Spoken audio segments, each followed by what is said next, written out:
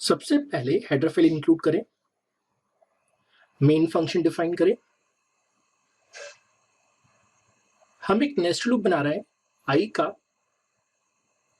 1 से 5 रोज के लिए। इसी के अंदर जे का लूप 1 से 5 कॉलम्स के लिए। स्लैश ने यूज करें लाइन चेंज करने के लिए। ये एक एस्केप सीक्वेंस है।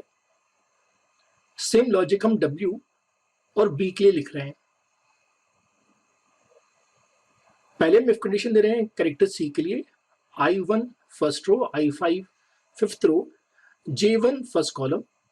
उस केस में स्टार नहीं तो फिर स्पेस आ जाए तो ये कैरेक्टर सी डिस्प्ले करेगा।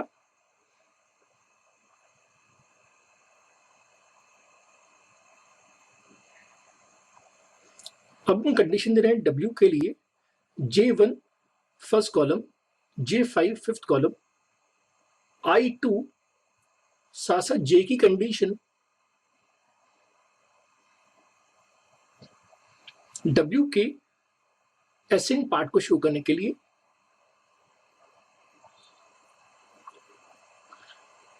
यही कंडीशन हम बी के लिए अप्लाई कर रहे हैं।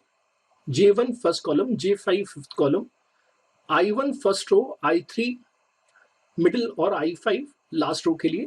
कंपाइल करते रन करते ये आउटपुट आ गया है।